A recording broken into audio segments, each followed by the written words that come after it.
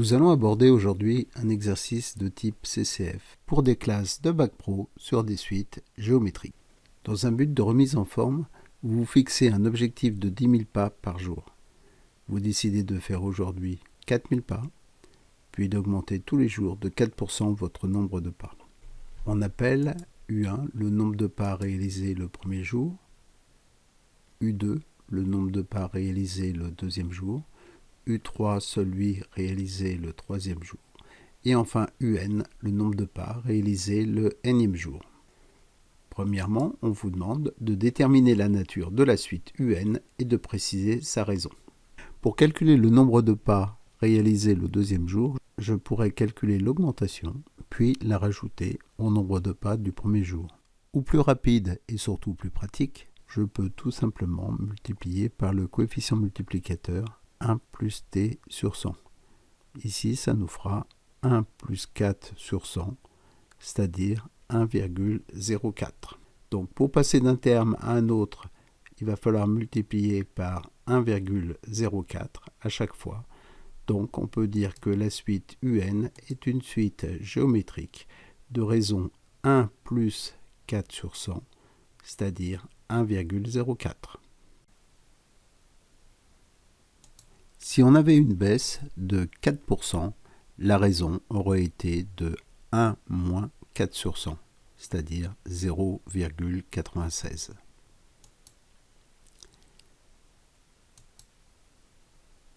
Deuxième question, on vous demande d'exprimer UN en fonction de n. Ça veut dire trouver une relation, une formule, qui donnera UN. Dans cette formule, nous aurons la variable n.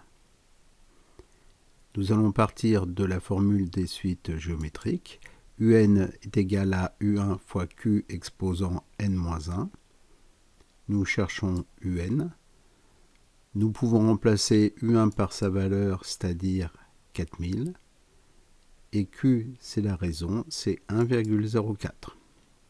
N, je ne le connais pas. Ça me donne UN égale 4000 multiplié par 1,04 exposant n-1, c'est terminé. Nous avons exprimé UN en fonction de n. Troisième question, proposez une méthode pour déterminer rapidement le jour où vous aurez atteint votre objectif. On peut utiliser la calculatrice pour tracer une fonction et déterminer la réponse graphiquement. Soit f, la fonction définie sur l'intervalle fermé 1,40, par f de x égale 4000 multiplié par 1,04 puissance x-1, représentez cette fonction sur cet intervalle. On rentre la fonction en utilisant la touche f de x, et pour mettre le x-1 en exposant, on utilise la touche chapeau. On règle ensuite la fenêtre. La fonction est définie sur l'intervalle fermé 1,40. Donc on peut prendre x-min égale 1 et x-max égale 40 et graduer par exemple de 5 en 5. Nous avons commencé à 4000 pas et l'objectif est d'en faire 10 000. Donc on peut prendre y-min égale 0 et y-max égale 15 000 pour se laisser un petit peu de marge. Et dans ce cas-là, on peut graduer de 1000 en 1000. Pour tracer la fonction, il ne reste plus qu'à appuyer sur Graphe. En fait, si on veut réellement représenter la suite géométrique, on n'obtient plus une courbe, mais des points, car la fonction n'est plus définie que pour des valeurs entières, 1, 2, 3, etc. Je vous ai représenté la suite avec la TI-83 Premium CE, le modèle au-dessus de la TI-82, car le résultat est de bien meilleure qualité. La représentation initiale de la fonction faisait largement l'affaire pour répondre à la question. Déterminez graphiquement le jour où vous atteindrez votre objectif. Pour la détermination graphique, nous allons utiliser la touche Trace, puis les flèches de direction. À 24,2, on est en dessous de 10 000. À 24,6, on est au-dessus. Nous avons vu sur le graphique que l'objectif était atteint le 25e jour. Sixième question, vérifiez par le calcul votre affirmation. Nous allons calculer le 24e terme.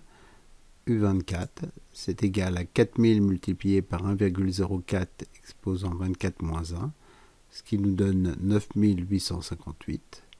Et nous allons calculer U25, 4000 multiplié par 1,04 exposant 25 moins 1, ce qui nous donne 10253.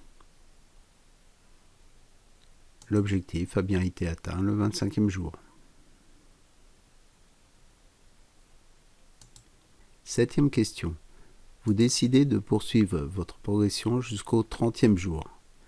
Déterminez graphiquement le nombre de pas effectués ce jour-ci. On reprend la calculatrice, on appuie sur Graphe pour voir réapparaître la fonction. On peut utiliser encore une fois la touche Trace avec les touches de direction, mais quand on connaît X, il y a plus rapide et surtout plus précis. Il suffit d'appuyer sur Trace, puis le nombre voulu, ici 30. Nous avons vu que le 30e jour, j'aurais fait 12 474 pas. On vous demande maintenant dans la 8e question de vérifier par le calcul votre affirmation. Il s'agit encore une fois de reprendre la formule et de calculer le 30e terme. U30, c'est égal à 4000 multiplié par 1,04 exposant 30 moins 1, ça nous donne 12 474. Nous retrouvons bien par le calcul la réponse de la question 7. 9e et dernière question. Déterminez par le calcul le nombre de pas effectués du premier jour au 30e jour. On vous demande ici de faire la somme des pas. Pour cela, nous avons une formule qui nous donne la somme des termes d'une suite géométrique. Cette formule n'est pas exigible. Si vous en avez besoin pour un exercice, elle sera donnée. On vous demande de faire la somme des 30 termes. Donc, il faut calculer S30. N est égal à 30. Le premier terme, c'est toujours U1 égale 4000. Et la raison, c'est toujours 1,04. Ça nous donne 224 339. Il y a deux écueils à éviter. Le premier, il faut bien faire attention en écrivant la formule, c'est Q puissance n et pas n-1 comme dans le calcul du terme UN. Et le deuxième, c'est au niveau de la calculatrice, le numérateur et le dénominateur doivent être mis entre parenthèses. Nous avons vu que depuis le premier jour, 224 339 pas auront été effectués. Voilà, c'est terminé. J'espère que cette vidéo vous aura été utile. Bon courage pour la suite.